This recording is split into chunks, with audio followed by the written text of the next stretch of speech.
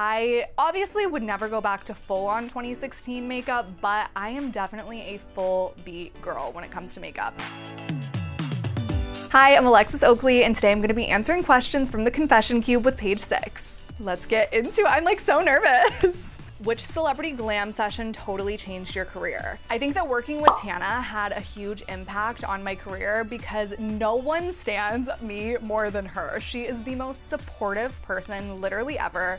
She has connected me with so many clients. That's actually how I started working with Demi Lovato in the first place. She literally connected us in a group chat one day and was like, Alexis, this is Demi, Demi, this is Alexis. I'm like, Lovato? Like, she is so supportive and such a ride or die.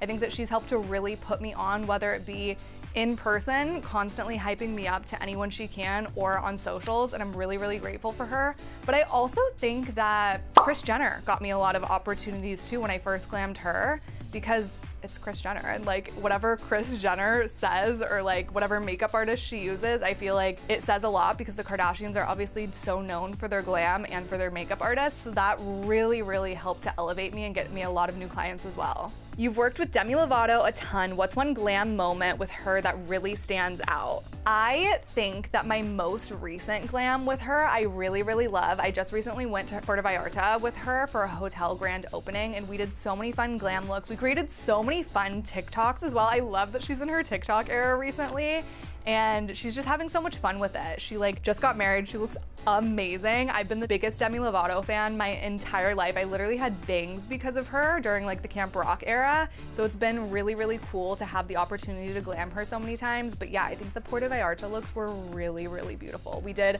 barely anything on the skin. I'm not kidding. I used less than a pump of foundation on her every day because her skin is so perfect. We barely did any powder. We kept it really light and glowy and super, super natural, which I think is beautiful on her because she has the most perfect skin I've ever seen. You've done glam for artists like Tate McRae and Meghan Trainor. What's the vibe like getting musicians ready for a big performance or event? Honestly, it's so fun. I absolutely love working with singers. I feel like I've had the opportunity to work with so many people in my career from all different lanes of the entertainment industry, whether it be influencers, musicians, actresses, and I think that singers will always be my favorite.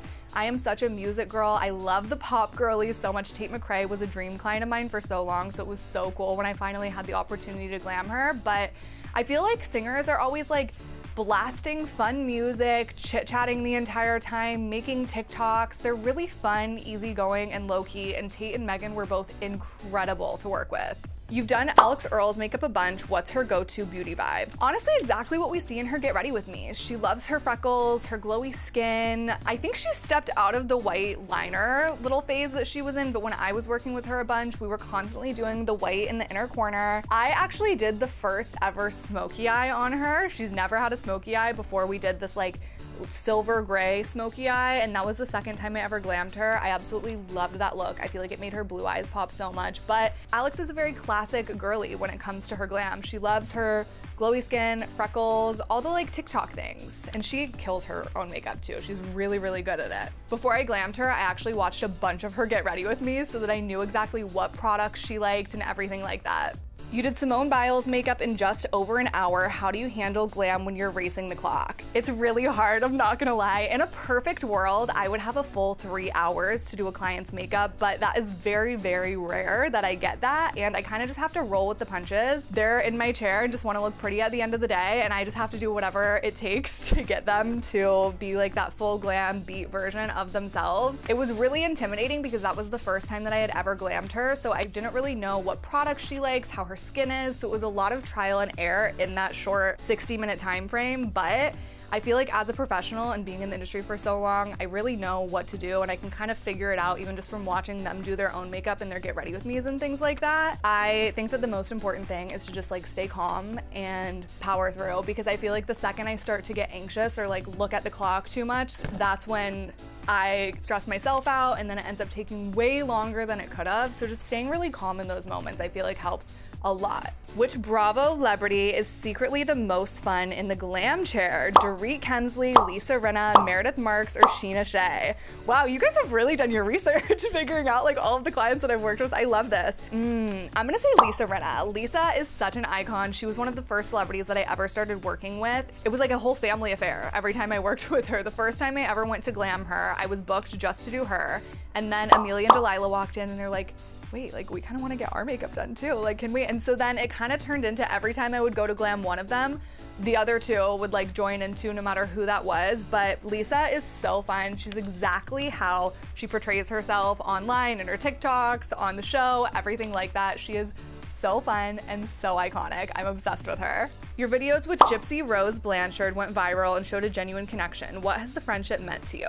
Gypsy is so sweet. I had such an amazing time glamming her. I think that something that really stood out to me that day was like, she's literally just a girl and like she hasn't really experienced the world a ton yet. And I took her to Sephora for her very first time ever. She had never stepped into a Sephora until we went.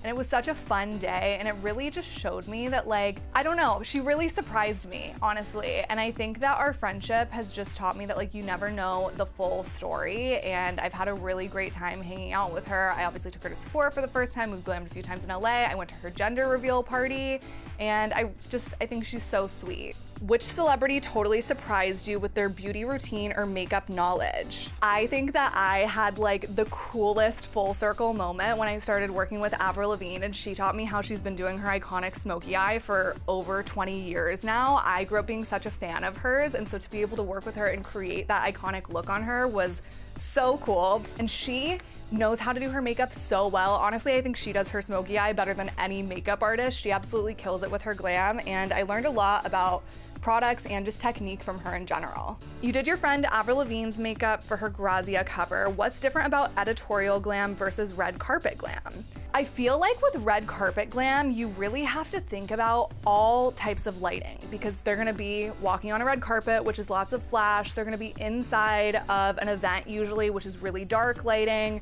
There's gonna be fans there and paparazzi and just people seeing the makeup in real life. So you really, really, really have to make sure that red carpet glam is flawless. I feel like I typically would apply a little bit more. You can see things like acne or those like imperfections and blemishes a little bit more, where obviously on an editorial cover you would be able to adjust and you can work with the photographers, change the lighting. So I always apply a little bit less product than I actually would in real life if it's purely just for photos.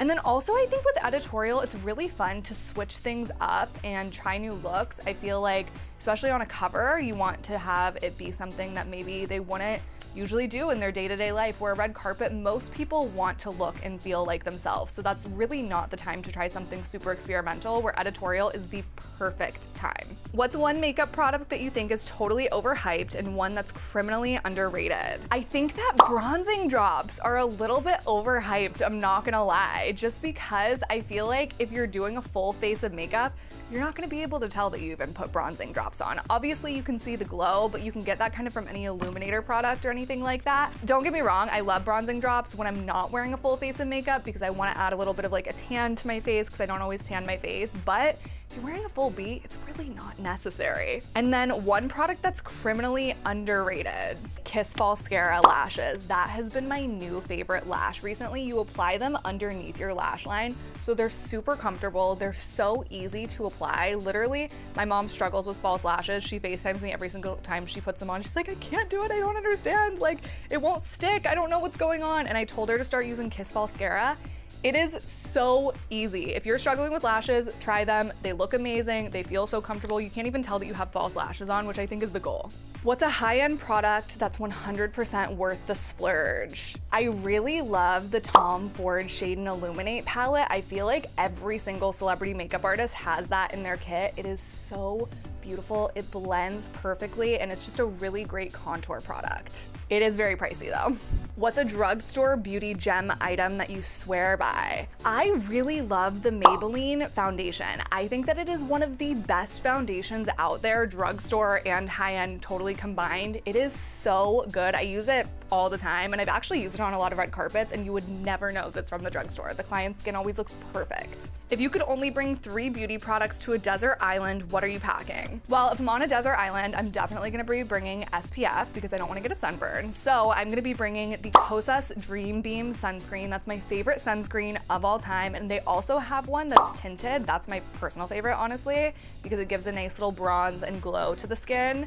Another product would absolutely be a lip balm. Recently, I've been obsessed with the Summer Fridays lip butter balms, specifically Pink Sugar. That one is so good.